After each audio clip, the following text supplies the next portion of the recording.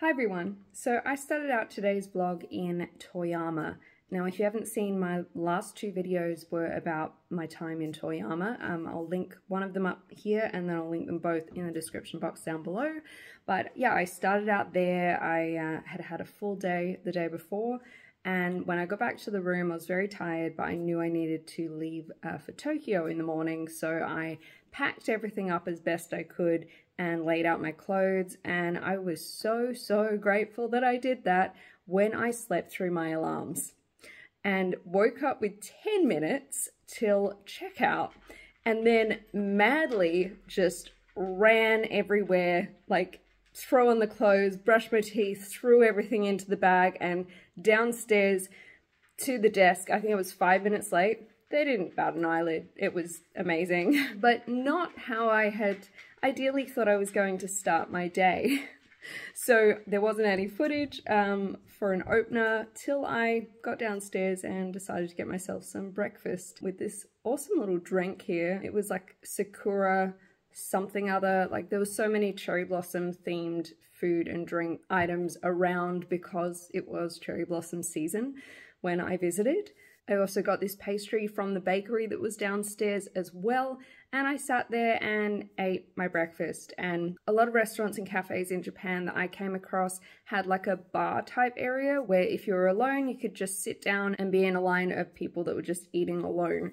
So that was really nice actually, because it made me feel like a sense of community even though I was on my own. After breakfast I went into the train station, went to head back on a bullet train to Tokyo. The train ride back was really nice again. The only thing was I was really worried about my case, which ended up above me as there wasn't any space in the like lower rack where I'd put it on my way over to Toyama.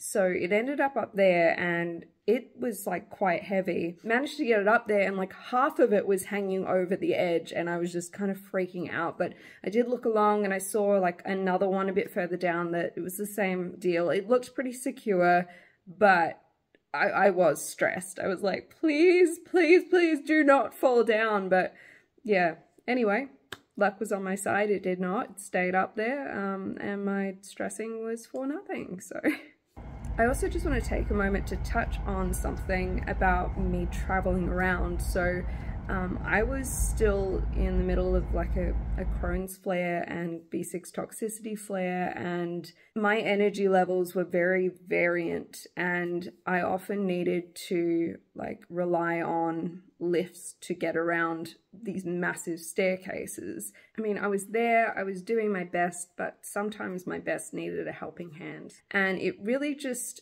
made me a lot more comfortable doing this, seeing this sign where it actually lists people with internal disabilities. And with everything I had going on, I needed to use the lift when I did. But there's something about seeing yourself represented on a sign makes you feel just a bit more comfortable. So sometimes there were really long waits for the lifts. Other times it wasn't bad at all. But being able to go on those lifts really helped me get around. Like I would have used up so much more energy, which I really didn't have, as you'll see how I ended up in some parts of the trip. And the lifts are for everyone, but it just made me feel more validated that I should be in the line, even though it might be really long. Just because it looks like someone's totally fine doesn't always mean that's the case. So good work, Japan. When I got back to Tokyo, Katie wasn't far behind me. In the meantime, I managed to get upstairs and I just like turned the lights off and closed my eyes because I was just so like zonked. When Katie came in, she also had a little time with closed eyes, and then we rallied and we got ourselves back out and headed to Harajuku. We hoped we could go and see the Shiba Inus, I think it is. I'm probably saying that wrong. The really cute little dogs, and go to a cafe and see them, but it was already full for the day, so we knew that we would have to come back the next day for that. We couldn't do it. We ended up heading to another one. Someone handed us a flyer and was like, we're open, and we went in there and we got to hold hedgehogs. It was an unexpected treat. We came out of there just feeling like our souls were just filled. So yeah, here we go.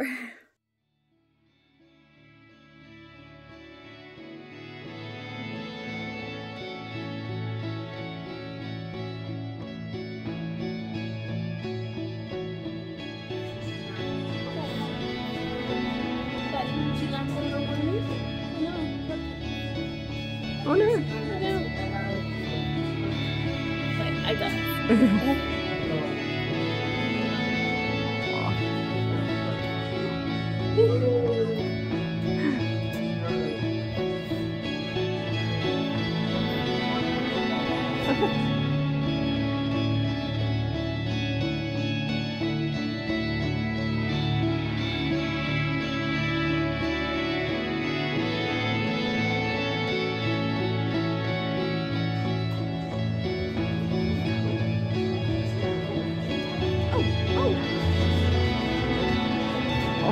Oh.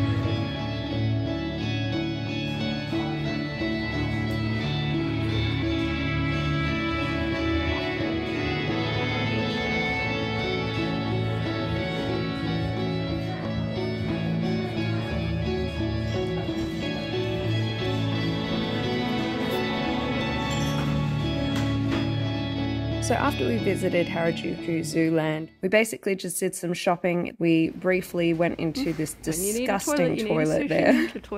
And then we stopped and I got one of those rainbow toasted cheese sandwiches, which honestly wasn't amazing. Maybe if it had just been a bit hotter, it was just meh. After all that excitement, we headed back to the hotel to rest up for the next day. Thank you for watching this vlog. I'm going to end it here and I'll pick up with the next day tomorrow. That's got even more exciting things that we did in Japan in it. I can't believe how much we fit into this trip.